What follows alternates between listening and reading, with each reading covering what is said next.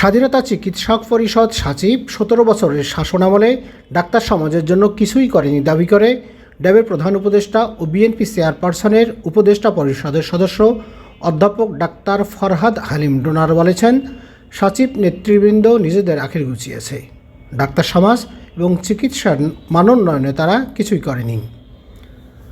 মঙ্গলবার Rajshahi medical college মিলনায়তনে ড্যাবের রাজশাহী বিভাগীয় সম্মেলনে প্রধান অতিথির বক্তব্য শেষে সাংবাদিকদের এসব কথা বলেন তিনি। ড্যাবের রাজশাহী জেলা সভাপতি ডাক্তার মোহাম্মদ ওয়াসিম হোসেনের সভাপতিত্বে সম্মেলনের উদ্বোধনী অনুষ্ঠানে প্রধান বক্তা ছিলেন ড্যাব সভাপতি অধ্যাপক ডাক্তার হারুন আল রশিদ। বিশেষ বক্তা ছিলেন ড্যাব মহাসচিব অধ্যাপক ডাক্তার মোহাম্মদ আব্দুল সালাম। স্বাগত বক্তব্য রাখেন ড্যাবের রাজশাহী মেডিকেল কলেজ শাখার আহ্বায়ক ডাক্তার মোহাম্মদ মুফাক্খারুল ইসলাম। উদ্বোধনী অনুষ্ঠান সঞ্চালনা করেন ড্যাবের রাজশাহী মেডিকেল কলেজ শাখার সদস্য সচিব অধ্যাপক doctor AKM Golam Kibria Don.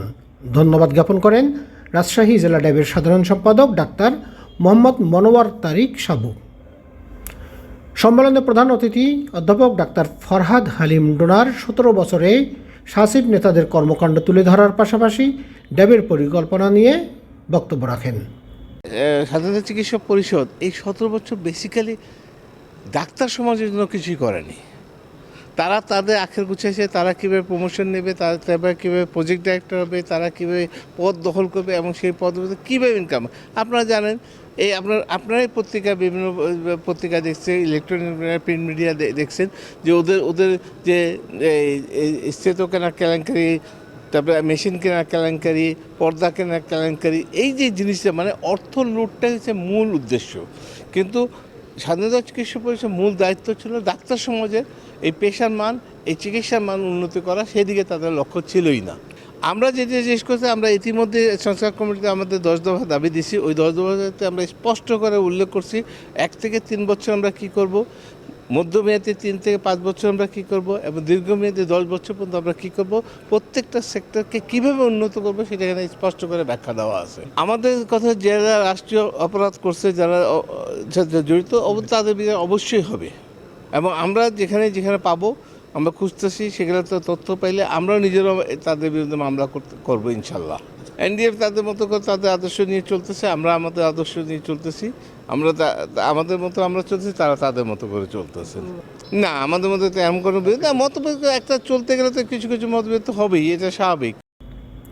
Doctors association of Bangladesh ড্যাবকে শক্তিশালী করতে বিভাগীয় এই সম্মেলনের আয়োজন করা হয়েছে বলে জানান রাজশাহী জেলা ড্যাবের সাধারণ সম্পাদক ডাক্তার মোহাম্মদ মনোয়ার তারিক সাবু। আসলে আজকে একটি পরিবর্তিত পরিস্থিতিতে আজকের এই সম্মেলন অনুষ্ঠিত হচ্ছে। আপনারা জানেন যে দীর্ঘ 19 বছর এই ফ্যাসিস্টের শাসনামলে এ ধরনের স্বাধীনভাবে মত প্রকাশের কোনো সুযোগ ছিল না। আজকে জাতীয়তাবাদী চিকিৎসকদের সংগঠন ডক্টরস অ্যাসোসিয়েশন অব বাংলাদেশ ড্যাব সারা দেশে জনগণের পাশে সবসময় ছিল, আজকেও আছে।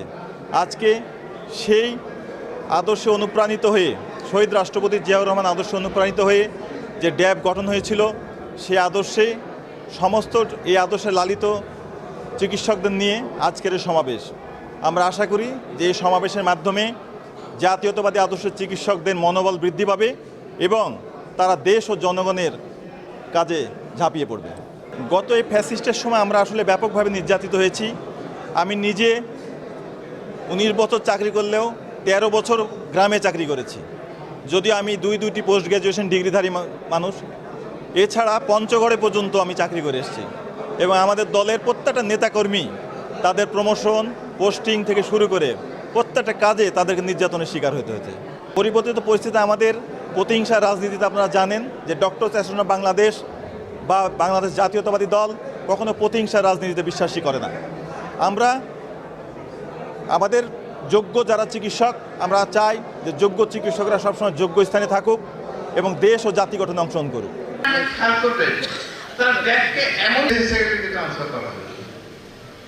আমাকে প্রথমে সবাইকে বিভিন্ন জায়গায় ট্রান্সফার করে দেওয়া হয়। এই ট্রান্সফার করা